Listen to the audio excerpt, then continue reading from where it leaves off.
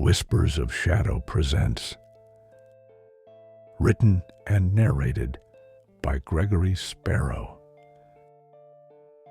The Telephone Number Archive. There are recordings stored in British government archives that the public was never meant to hear, not because they reveal state secrets, not because they expose intelligence operations, but because every person speaking on those recordings was officially dead. Some had been dead for 10 years, some for 50. One had died more than a century earlier. Yet their voices were captured on active telephone lines across the United Kingdom. The calls were investigated, documented, recorded, classified, then buried. Because nobody could explain a terrifying detail found in nearly every case. The dead were not calling random people. They were calling specific numbers, numbers that appeared on lists, numbers stored inside a government database, known only by a code name, Archive. And according to the final report, the database may still be growing today. My name is Daniel Mercer. Everything you are about to hear comes from documents accidentally released during a records transfer in 2018. Thousands of pages, hundreds of transcripts, dozens of recordings. Many are incomplete. Some appear intentionally altered.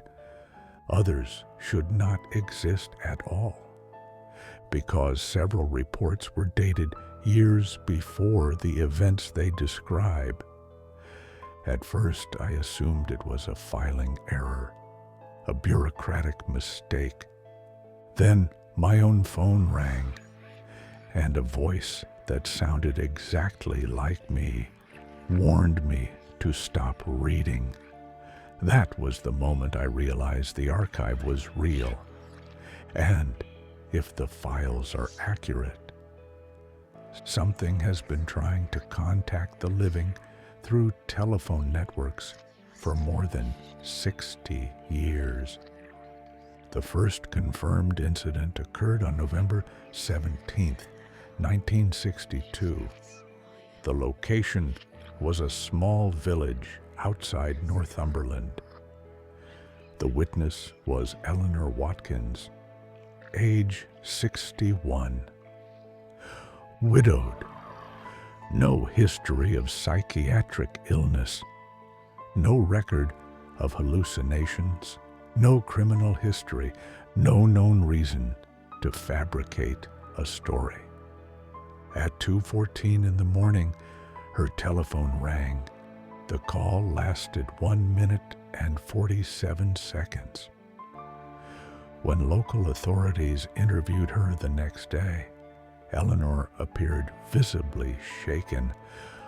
According to her statement, the voice belonged to her husband, Thomas. Thomas Watkins had died during the Second World War. His body had been recovered in France in 1944. Eleanor attended the funeral herself. She identified the body. She signed the official paperwork. There was no possibility of confusion. Yet she insisted the voice was his. Not similar, not close. His. The same accent, the same mannerisms, the same nervous cough he always made before speaking. The caller did not ask how she was, did not explain where he was. Instead, he immediately asked a strange question. Have they started building it yet? Eleanor asked what he meant. The line became silent. Then Thomas spoke again. His voice sounded frightened. Then They still have time. Before she could ask another question, the connection ended. Telephone engineers examined the line. No incoming call was recorded. No exchange log existed. No trace could be found.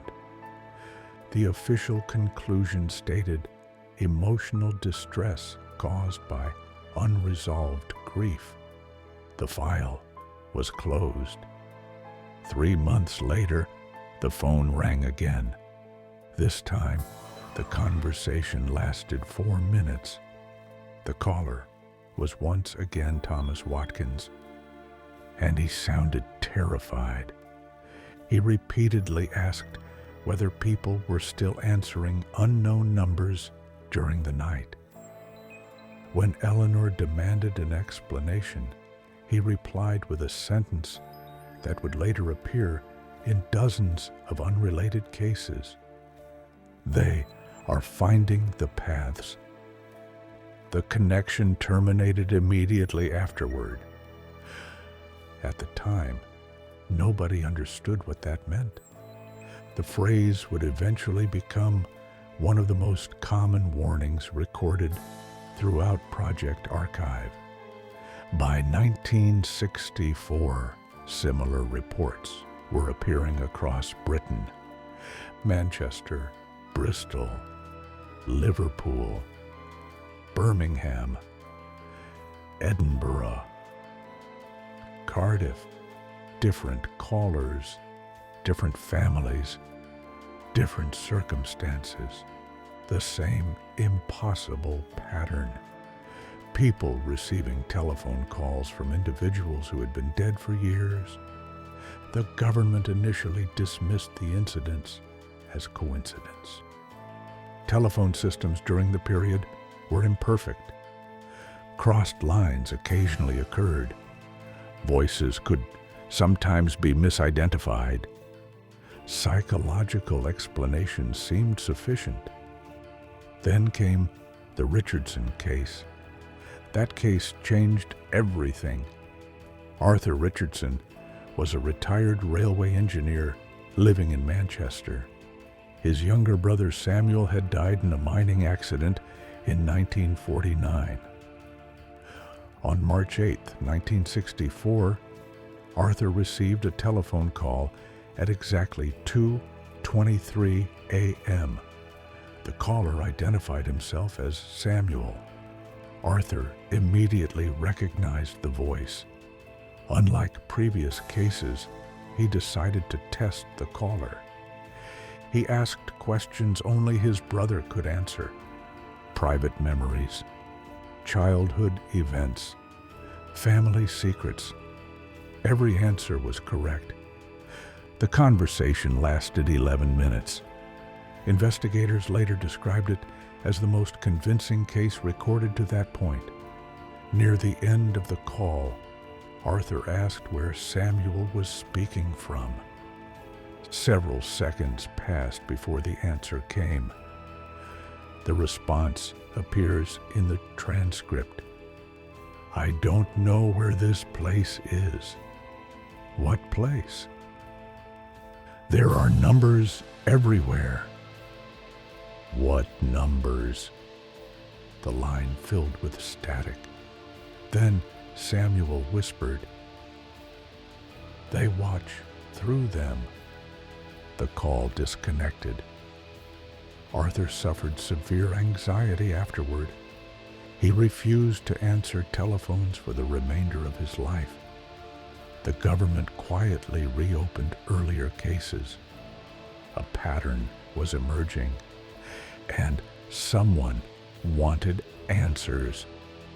In 1967, the Ministry of Technology assembled a small investigative task force.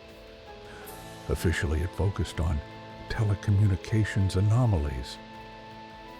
Unofficially, it investigated the impossible calls. The project received a simple designation: Archive. Its initial objective was straightforward: collect reports, analyze data, identify a rational explanation. The team expected the mystery to disappear within months. Instead, the opposite happened. The more cases they collected, the stranger the phenomenon became. Many calls originated from disconnected exchanges. Others appeared to come from numbers that had never existed. Several calls were traced to telephone infrastructure that had been demolished years earlier. One originated from an exchange scheduled to be built 3 years in the future. The investigators assumed equipment malfunction. Then they reviewed the recordings and discovered something even more disturbing. The voices often referenced each other. Different callers, different decades, different backgrounds. Yet many described similar locations. A place filled with numbers. A place connected by lines. A place where voices traveled. Nobody knew whether the descriptions were genuine or the result of shared cultural influences. But the similarities became impossible to ignore. By 1969, the government expanded Project Archive dramatically. A secure database was created beneath a communications facility outside London. Every suspicious telephone number was entered into the system. Every caller received an identification code. Every transcript was preserved. The telephone number archive was born.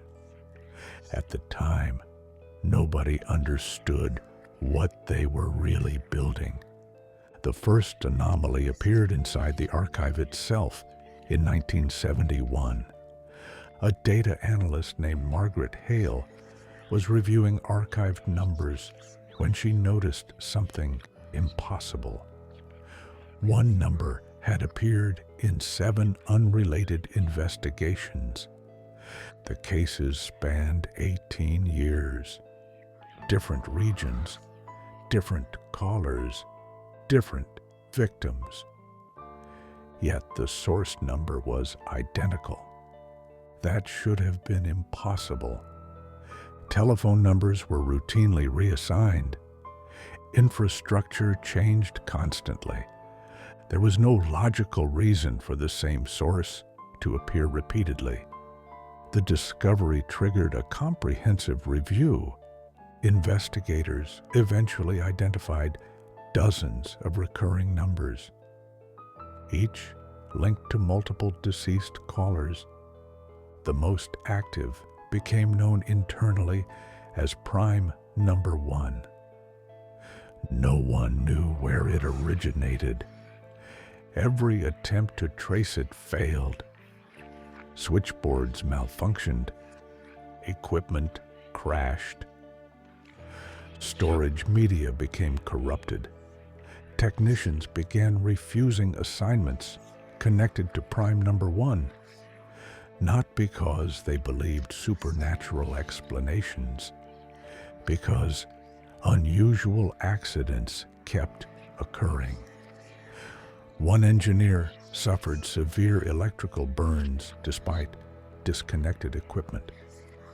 Another disappeared for 12 hours inside a secured facility. When found, he was sitting beside a telephone that had no physical connection to any network. He claimed it had been ringing continuously. The incident was never publicly acknowledged. Project Archive continued, and the number remained active. By 1974, investigators had accumulated hundreds of recordings. Many followed predictable patterns, confused voices, fragmented conversations, unfinished warnings. Then they encountered something different. A caller who appeared fully aware of the situation. The recording was cataloged as Subject 88. The voice belonged to a woman who had died in London in 1931. Her call lasted nearly 20 minutes. Unlike previous callers, she displayed no confusion, no memory gaps, no uncertainty. When researchers asked how she was communicating, she responded immediately. "We found the paths." The interviewer asked what paths she meant. The woman laughed. Then she began reciting telephone numbers, hundreds of them, without pause, without hesitation. Some matched existing exchanges, others did not. Several would not be assigned until decades later. Investigators initially assumed nonsense. Years later, many of those numbers became active. Every single one eventually appeared in archive investigations. The implications were horrifying. Either the caller somehow knew future telecommunications records, or something else was occurring, something far worse. Before the call ended, the woman delivered a final warning. The list is helping them. When asked who they were, she answered with a single word: listeners. The connection terminated. That recording became mandatory. Listening for every new archive investigator. Most wished it hadn't. The telephone number archive. Part 2. For years, investigators believed they were dealing with isolated incidents, disturbing incidents, unexplained incidents, but isolated nonetheless. That illusion ended in October of 1978. The event would later become known within archive records as the Blackwood Calls. Even today, large portions of the files remain heavily redacted. Entire pages have been removed, names blacked out, audio recordings destroyed, yet enough survived to reveal what happened. Blackwood was an ordinary suburban neighborhood outside Birmingham. Nothing distinguished it from thousands of similar communities across Britain. Semi-detached homes, small gardens, quiet streets, retired couples, young families. The sort of place where nothing unusual ever happened. Then, on October 14th, hundreds of residents received telephone calls during the same night. Not one call, not 10, hundreds. The calls began shortly after midnight. Every household reported a different caller, different voices, different identities, different accents. Some callers claimed to be deceased relatives. Others claimed to be former friends. Several identified themselves as people who had died decades earlier. Yet, despite the differences, every caller delivered the exact same message, word for word. Do not answer when it rings tomorrow. Nothing else. No explanation. No threats. Just that warning. Most residents assumed it was a prank. Others simply ignored it. Authorities dismissed the reports entirely. Then, the following night arrived. At precisely 2:37 a.m., every telephone in Blackwood began ringing, every single one. Investigators later confirmed the timing. Hundreds of households, hundreds of phones. The calls started within seconds of each other. Most people answered. What happened during the next 7 minutes remains one of the greatest mysteries in the archive. Witness statements describe screaming, crying, confusion. Several people collapsed. Dozens required hospitalization. One police officer abandoned his patrol car and fled on foot. 3 residents disappeared before sunrise. They were never found. The official report contains only one surviving sentence, a sentence repeated throughout dozens of pages. Audio content inconsistent with known human vocalization. No further explanation was provided. Whatever those residents heard, the government decided the public could never know. Blackwood was erased from the archive's external records. Compensation was paid. Witnesses signed confidentiality agreements, and Project Archive received dramatically increased funding because officials had finally accepted a terrifying possibility. The calls were real, and whatever was making them was becoming stronger. Following Blackwood, investigators began examining the phenomenon from a completely different perspective.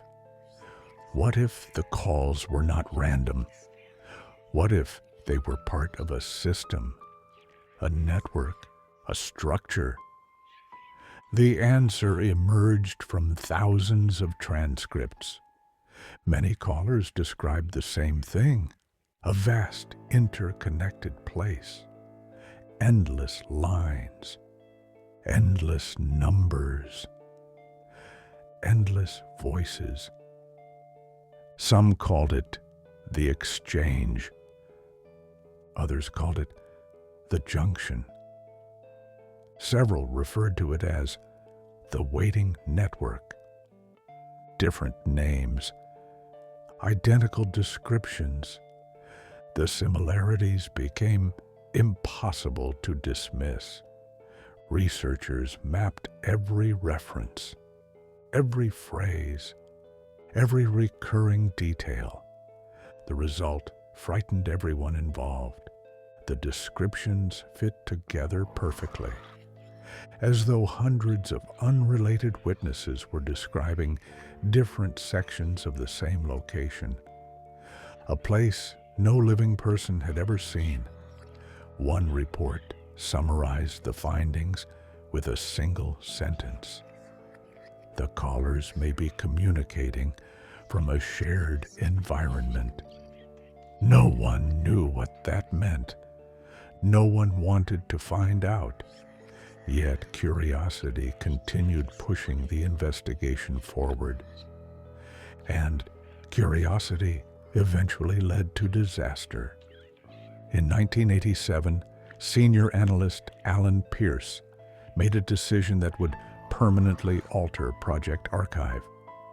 Pierce was brilliant, obsessive, and increasingly convinced that the archive contained hidden patterns. He believed investigators were asking the wrong questions.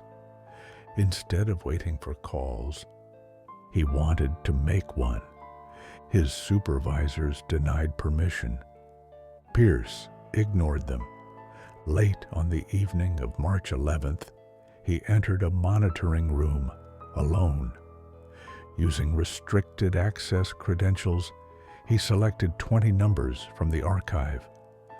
All were associated with deceased callers. All were considered impossible. At 2:12 a.m., he began dialing. The first number produced silence. The second produced silence. The third disconnected immediately. The fourth generated only static. The fifth through 19th yielded nothing. At 2:49 a.m., he dialed the 20th number. The recording survived, and even now, many investigators refuse to listen to it. At first, there is silence, then faint breathing, then more breathing, then more. Seconds later, thousands of voices become audible, layered together, whispering simultaneously. Impossible to distinguish individually. Pierce immediately attempts to disconnect. The line remains active. His breathing becomes rapid. The whispers grow louder. Then suddenly every voice stops. Complete silence. A single male voice emerges, calm, clear, speaking directly to him. "We've been trying to reach you." Pierce asks who is speaking. The answer arrives instantly. "You are." Several seconds pass. Then the voice continues. "You shouldn't have called." The connection ends. 3 days later, Alan Pierce vanished. His apartment was empty. His car remained parked outside. His bank accounts were untouched. His passport remained at home. No body was ever recovered. No evidence of foul play was discovered. He simply ceased to exist. Project Archive immediately classified the incident, but fear spread throughout the department. Many investigators resigned. Others requested reassignment. Several destroyed personal copies of archive records because a disturbing realization was beginning to emerge. The phenomenon was not passive. It was aware. The years that followed became known internally as the escalation period. Calls increased dramatically. More reports, more recordings, more witnesses, and the callers began changing. Earlier conversations often involved confusion, disorientation, memory loss. Now, many callers appeared fully informed. Some knew investigators by name. Some referenced classified information. A few even commented on ongoing archive operations. One transcript from 1991 contains a conversation lasting nearly 40 minutes. The caller identified himself as a deceased engineer. During the discussion, he interrupted the interviewer and asked, "Has Pierce returned yet?" The interviewer immediately ended the call. The question triggered a security review because the engineer had died in 1958. 33 years before Alan Pierce disappeared. Another recording proved even more unsettling. A caller repeatedly warned investigators to stop collecting numbers. The interviewer asked why. The answer became one of the most quoted statements in archive history. "Every number you save becomes a road." What does that mean? You're helping build it. The line disconnected. Nobody knew what it referred to. Yet similar warnings continued appearing, again and again and again, as though countless voices were trying to warn the living about something approaching, something unfinished, something still under construction. By 1995, the telephone number archive contained over 20,000 active entries. Entire teams were assigned solely to cataloging new reports. Analysts worked around the clock. Calls arrived from across Britain, then from Ireland, then mainland Europe. The phenomenon was spreading. At first, officials assumed publicity was responsible. Media rumors, urban legends, mass suggestion. But internal analysis contradicted that theory. Many witnesses had never heard of archive-related incidents. Many reported details matching classified information unavailable to the public. The most disturbing cases involved children. Not because children received the calls, because some callers claimed to be children who had died decades earlier, children who described places beyond comprehension. One recording from 1996 lasted less than 2 minutes. A young girl's voice repeatedly asked the same question. Can you still see the stars? Investigators attempted to gather information. The girl ignored every question. She simply continued asking again and again and again. Eventually, one researcher answered yes. The line immediately went silent. Several seconds later, the child whispered, "Then we're much farther away than I thought." The recording ended. No one could explain why that statement terrified the staff so deeply.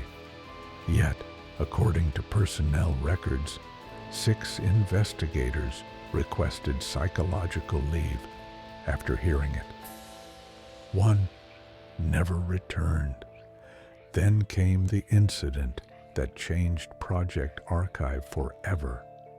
An incident so bizarre that even senior officials initially believed it was a hoax.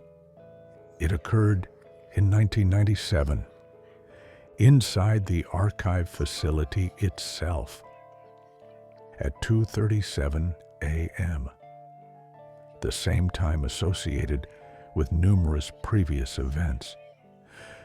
Security cameras recorded an empty monitoring room, no personnel present, no active calls, no operational equipment.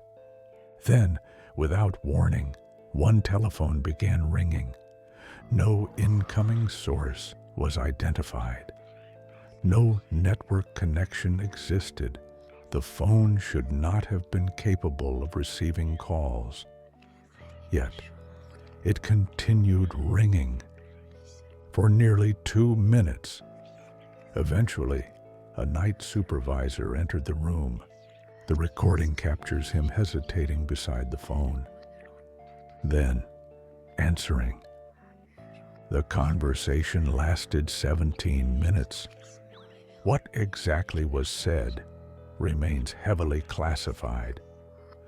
Most of the recording has never been released. Only fragments survive.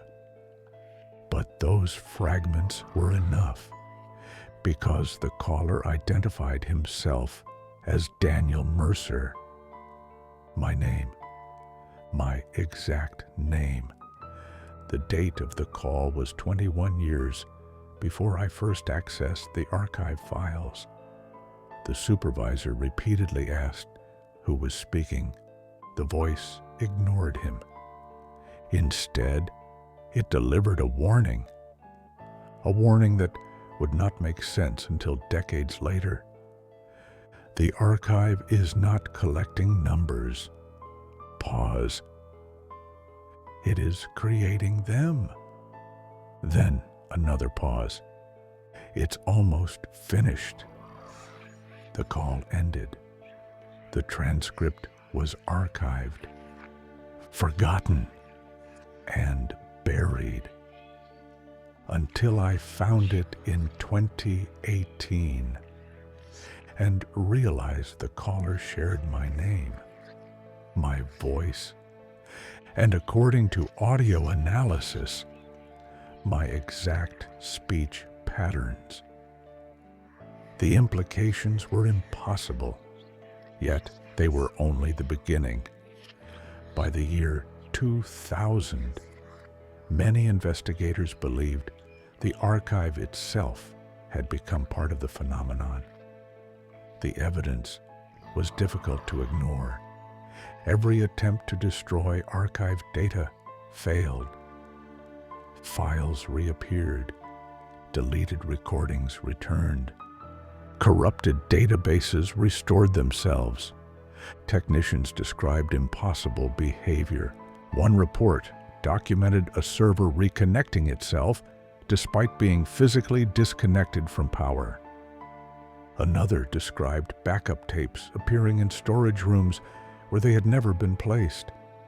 Most incidents were dismissed as technical errors until 2003, the year the government attempted to erase the archive completely. The operation began shortly before midnight. Thousands of recordings, thousands of transcripts, everything scheduled for destruction. The process appeared successful for exactly 6 hours. Then, every deleted file returned. Not restored from backup, not recovered. Returned. Investigators compared timestamps. Many files now contained information that had not existed before deletion. New transcripts, new numbers, new entries. One edition appeared in dozens of locations. A sentence nobody remembered writing. The archive remembers itself. That single sentence triggered panic throughout the project because forensic analysis confirmed it had been added after the deletion process ended, and nobody could identify who added it or how. The archive was no longer being treated as a database. It was being treated as a threat. And the worst was still coming.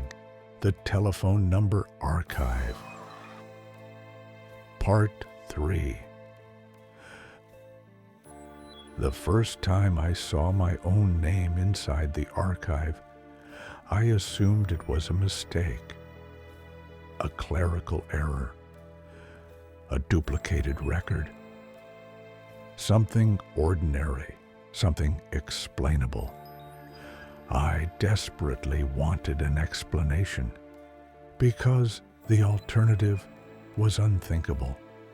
The document appeared near the end of a classified personnel appendix. Most of the file had been heavily censored. Entire paragraphs reduced to black rectangles. Names removed. Dates altered. Yet one section remained untouched. I still remember the exact wording. Mercer, Daniel. Contact status, active. Caller status, deceased. For several seconds, I simply stared at the screen. My brain refused to process what I was reading. The entry had been created in 1997, 21 years before I ever discovered the archive. 21 years before I knew the project existed. And according to the file, I was already dead. At least some version of me was. That should have been enough to make me stop. Enough to close the documents. Enough to walk away forever. Instead, I continued reading. It remains the worst decision of my life. Over the next 3 weeks, I reviewed every record connected to my name. There were more than 50. Most were fragmented. Some appeared damaged. Others had clearly been altered. Yet a pattern emerged. The same date appeared repeatedly. October 11th, 2027. Again and again. Across unrelated files, across unrelated departments, across unrelated investigations. No explanation accompanied the date. Only references, warnings, predictions. One transcript included a single sentence. "Do not let Mercer answer the final call."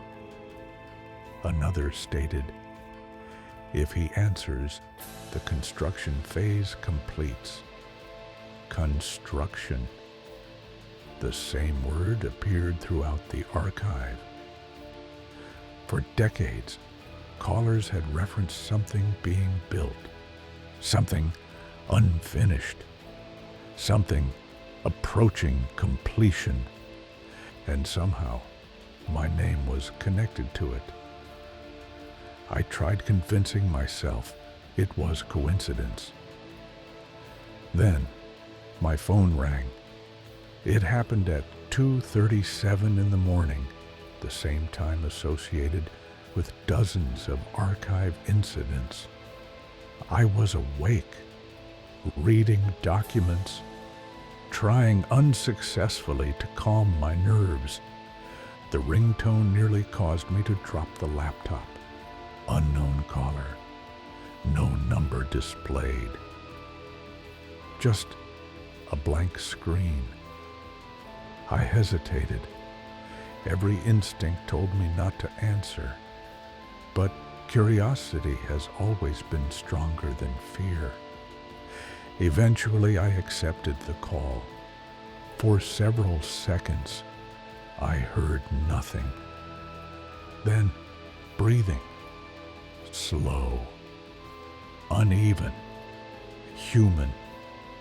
The sound felt strangely familiar. Then a voice spoke. My voice. Not similar. Not close. Mine. Older, exhausted, as though the speaker had not slept for years. Daniel. My entire body froze. The voice continued. You found the files. I couldn't speak, couldn't move, couldn't think. The caller sighed. A tired sound. The sound of someone carrying a burden for far too long. Then he spoke again. Listen carefully. Who are you? I immediately regretted asking.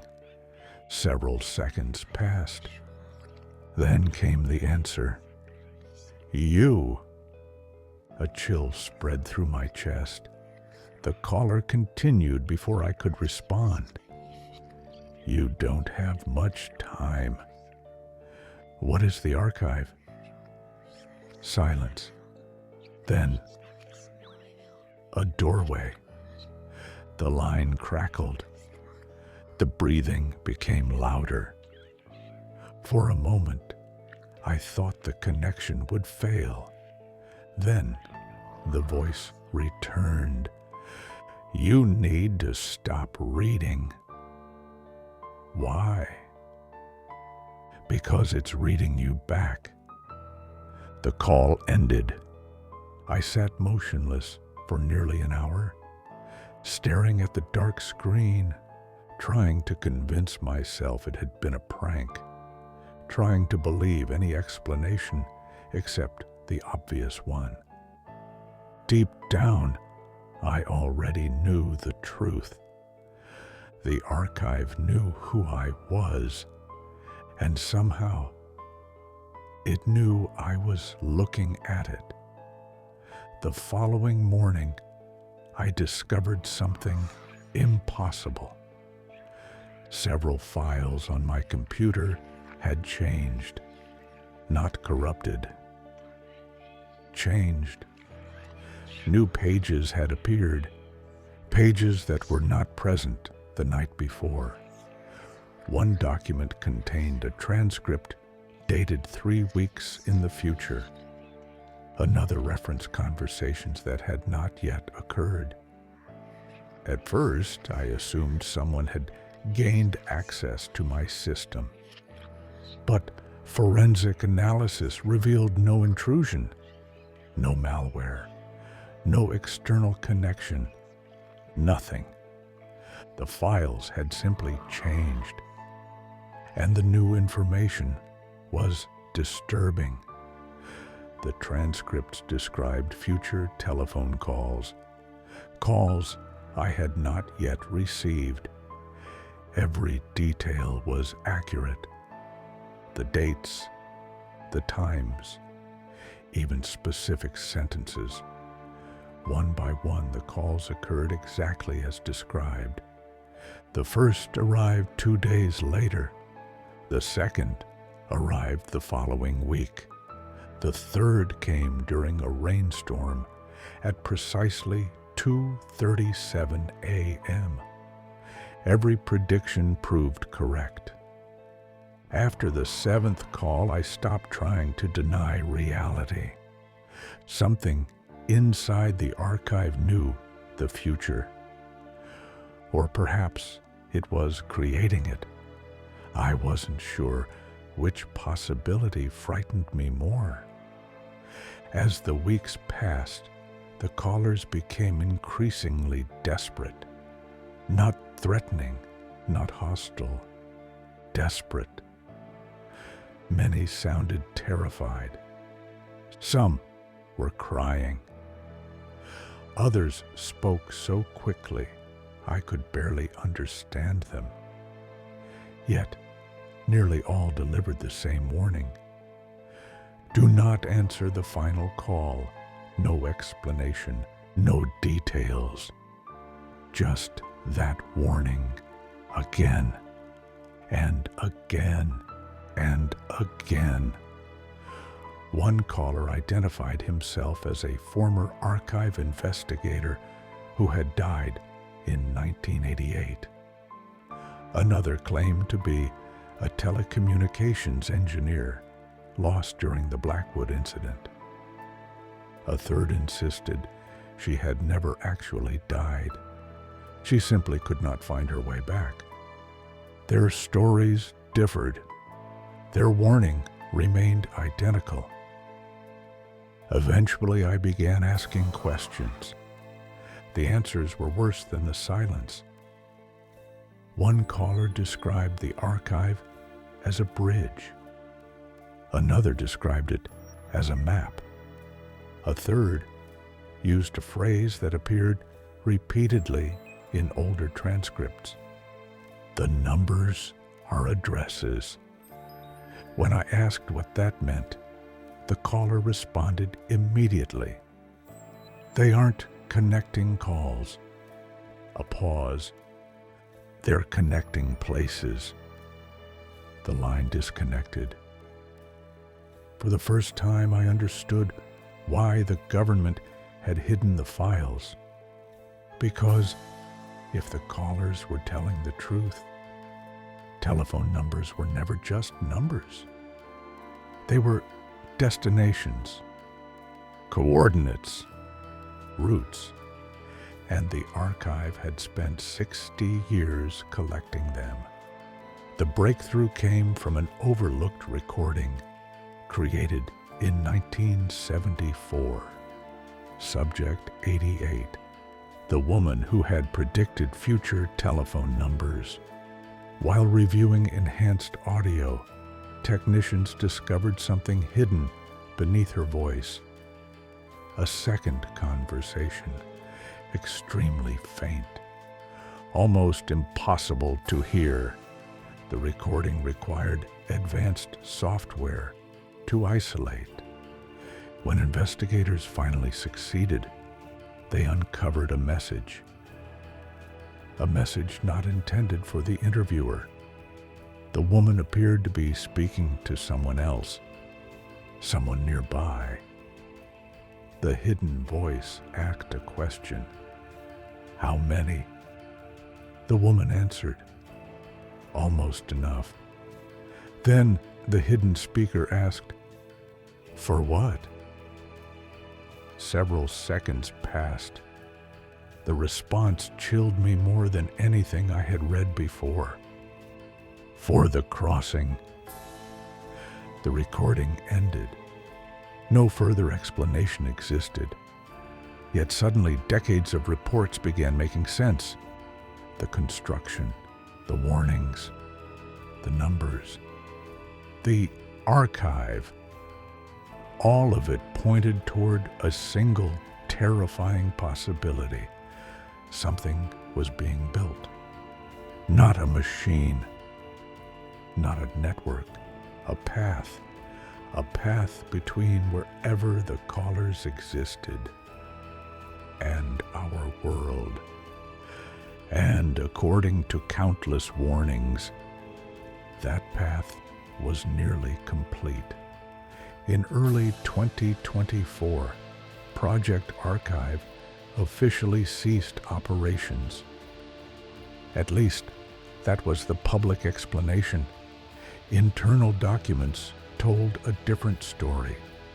The project had not ended. It had gone underground. Deeper classification. Fewer personnel. Greater secrecy. One surviving memorandum described the situation in blunt terms. Containment efforts have failed. Another stated, the phenomenon no longer requires telecommunications infrastructure. That sentence terrified me, because every previous case involved telephones, telephone lines, telephone numbers. If the phenomenon no longer needed those systems, then something had changed, something fundamental. The final report provided a clue.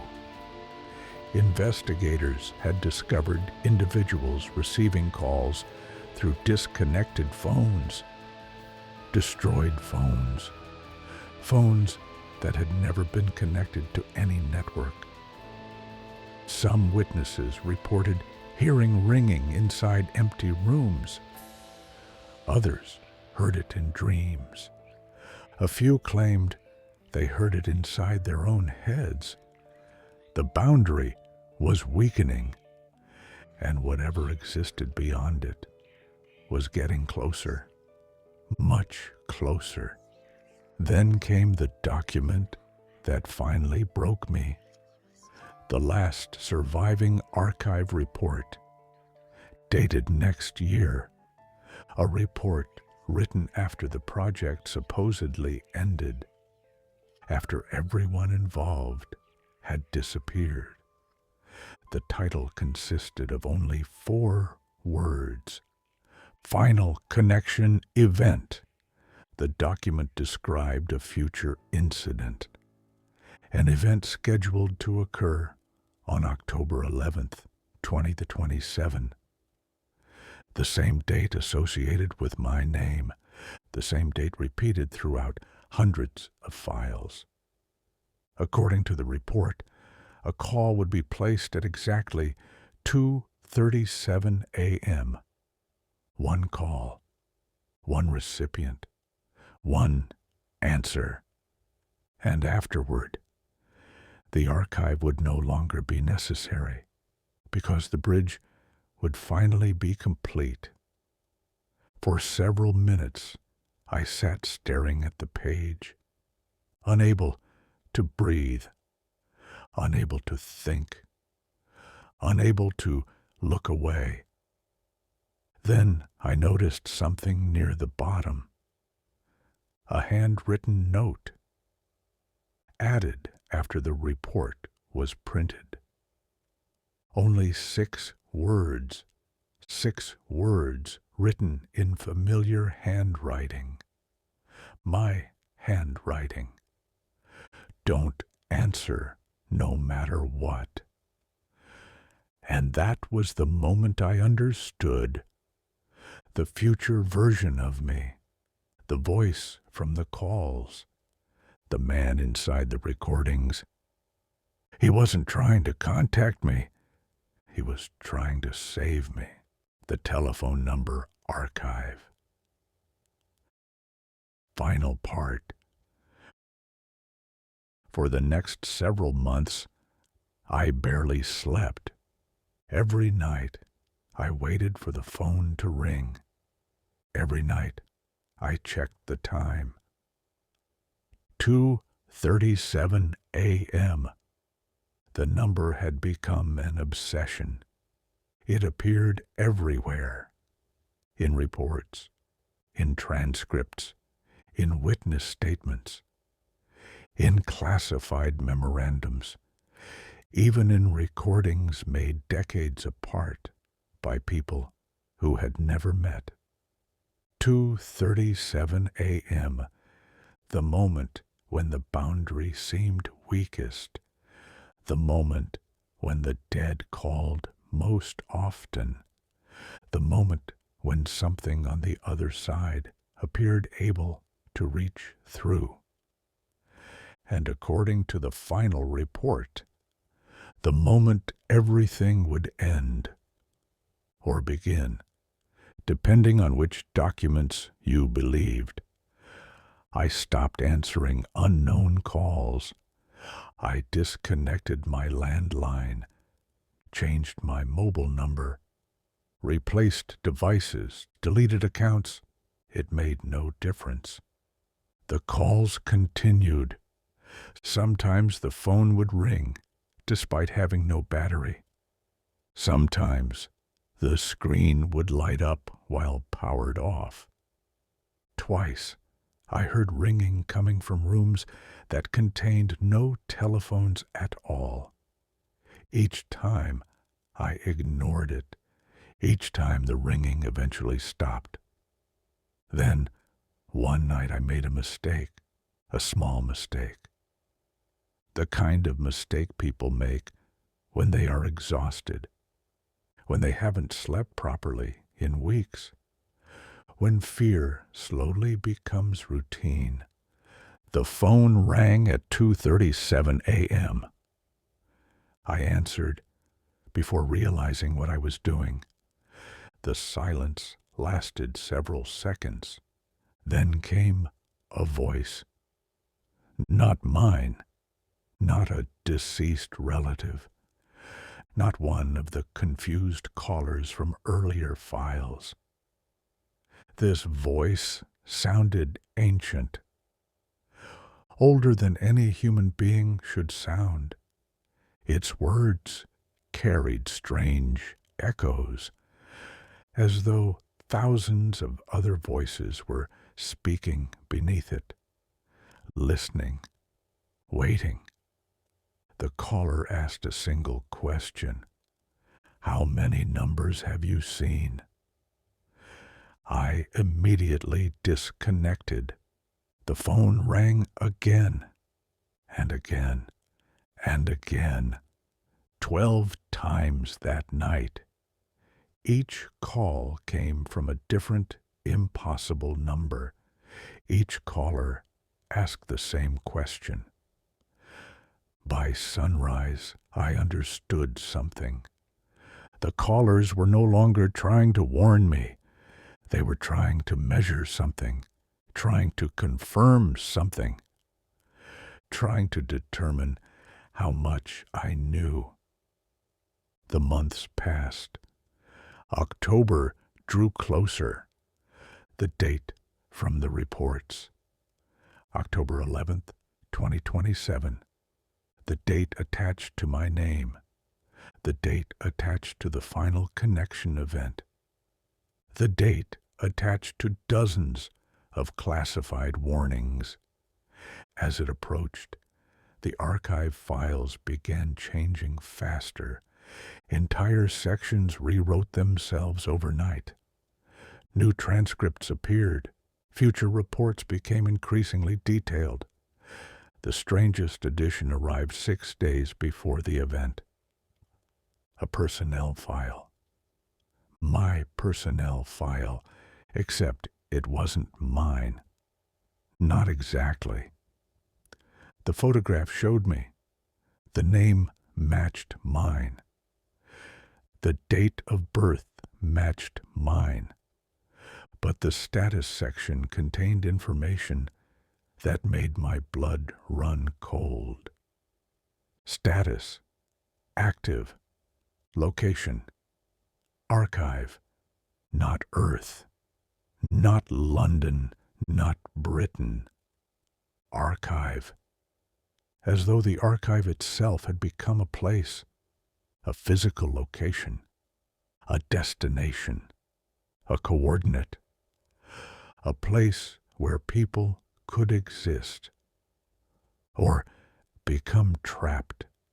I suddenly remembered something from one of the earliest recordings. A deceased caller asking, "Can you still see the stars?" At the time it seemed meaningless. Now it sounded like a question asked by someone very far from home. October 10th arrived, the final day, the final night. According to every report, the call would come the following morning. 2:37 a.m. I considered destroying every device I owned. I considered leaving the country. I considered disappearing completely. But deep down, I already knew it wouldn't matter. The callers had reached disconnected phones, destroyed phones, phones that never existed. Whatever was coming no longer needed telecommunications infrastructure. The phones had merely been the beginning.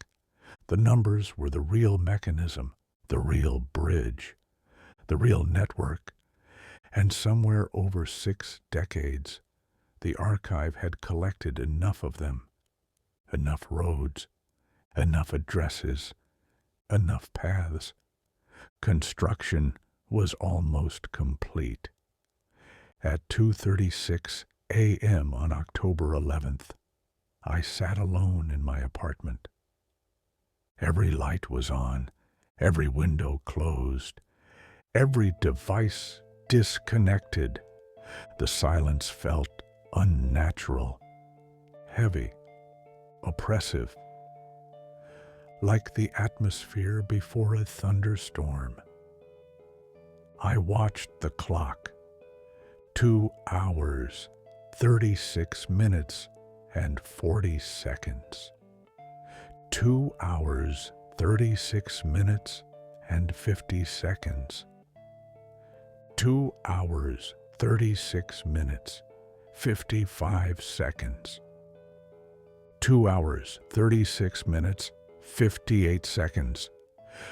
2 hours, 36 minutes, 59 seconds. Then the ringing started. Not from one phone, from everywhere.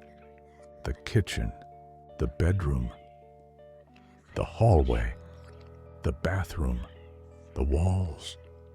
the ceiling, the floor. Hundreds of ringing tones, hundreds of overlapping calls, devices I no longer owned, numbers I had never dialed, voices hidden beneath electronic noise. The sound filled the apartment, then suddenly stopped. Complete silence. And one phone began ringing. My mobile. The screen illuminated. No number, no caller ID. Just a single word. Archive. The call everyone had warned me about. The final call. My hand shook as I reached toward the phone. I remembered the warnings. Do not answer. Do not answer. Do not answer. The phrase echoed through my mind. Yet another thought emerged. A question. What if nobody ever answered? Would the calls continue forever? Would the archive continue growing? Would more people disappear? Would more numbers be added? Perhaps the only way to stop it was to understand it. Perhaps that was exactly what it wanted me to believe. The phone continued ringing. The screen glowed brighter. Archive, archive, archive. Then something changed. A second line appeared beneath the word. One sentence. A sentence that froze me completely. Daniel, please don't answer. The message came from inside the call itself. The future version of me. The man who had spent years trying to warn me. The man trapped somewhere beyond the line. For a moment, I almost listened. Almost. Then curiosity won. The same curiosity that had driven Project Archive for 60 years. The same curiosity that had opened every door before mine. I answered. Silence. No static. No breathing. Nothing. Several seconds passed. Then a voice spoke. My voice. Older. Broken. Terrified. You shouldn't have done that. Behind him I heard thousands of other voices. Thousands. Not whispering. Screaming. The sound was unbearable. The future version of me continued. There isn't much time. What is the archive? Several seconds passed. Then he answered. The archive isn't a database.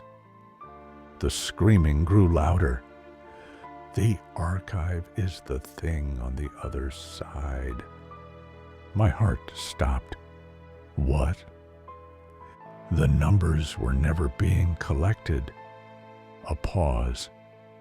They were feeding it. The walls around me began vibrating. Lights flickered. Glass rattled. The voice spoke faster, desperately. It learned how people communicate. It learned routes. It learned addresses. It learned identities. The screaming intensified. Now I could hear words. Thousands of words. Thousands of names. Thousands of telephone numbers recited endlessly, like prayers, like instructions, like coordinates. Then the future version of me shouted, "It doesn't want to cross over." What does it want? The answer came immediately, and I wish it hadn't. It wants us to cross. The apartment disappeared, not gradually, instantly. One moment I stood in my living room. The next, I stood somewhere else, a place beyond description. Darkness stretching forever. Endless telephone poles. Endless wires. Endless numbers suspended in the air like stars. Millions of them. Billions. Each glowing softly. Each connected to countless others. An infinite network. An impossible network. And beneath it stood people. Thousands, perhaps millions, silent figures stretching into the darkness, watching, waiting. Some wore clothing from the 19th century, others from the 1940s, the 1980s, the present day, all staring upward toward the numbers, as though expecting something. Then I saw him, myself, older, exhausted, standing only a few meters away, the future version of Daniel Mercer, the man from the calls, the man from the warnings, the man who had spent years trying to prevent this moment. His face carried an expression I will never forget. Not anger, not fear, resignation. He had seen this happen before, many times. I somehow knew that. You answered. His voice sounded tired. I looked around. What is this place? The archive. The real archive. The endless figures remained motionless, silent, watching, waiting. For several seconds, neither of us spoke. Then I asked the question that mattered most. Who are they? The older Daniel looked toward the crowd, then upward, toward the infinite web of glowing numbers. His expression darkened. They answered. A cold sensation spread through my chest. Every warning, every transcript, every disappearance, every impossible call. Suddenly, everything made sense. The callers were not trapped because they were dead. They were trapped because they answered, one by one, year after year, decade after decade. The archive had been growing, not through numbers, through people. Above us, the glowing network began moving. The numbers shifted, rearranged, expanded, like a living organism. The older Daniel stared upward. It's finished. The words barely left his mouth before the darkness trembled. A sound emerged from somewhere beyond the network. Something enormous, something ancient, something that had spent 60 years building pathways toward humanity. And now those pathways were complete. The older Daniel looked at me one final time. Then he smiled sadly, the smile of a man who had finally run out of warnings and whispered, "It has your number now." The last thing I remember is the ringing. Thousands of telephones, millions of telephones, ringing simultaneously across an endless darkness filled with numbers. Then everything went black. The official record ends here. Authorities maintain that Project Archive never existed. The telephone number archive was supposedly destroyed. The investigations supposedly ended. The files supposedly vanished.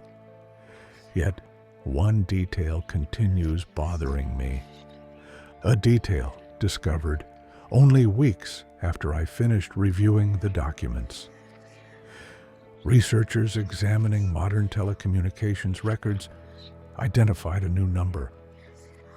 A number that first appeared in active networks shortly after October 11th, 2027. A number with no identifiable origin, no registered owner, no installation history, no physical line. Yet it has already been linked to 14 separate calls, all involving deceased individuals, all occurring at 2:37 a.m. And according to the most recent report, the source associated with those calls is listed under a familiar name. Caller identification, Daniel Mercer. And if your phone ever rings at 2:37 in the morning, if no number appears, if the voice sounds strangely familiar, do not answer, because somewhere inside the archive, someone is still trying to call home. End.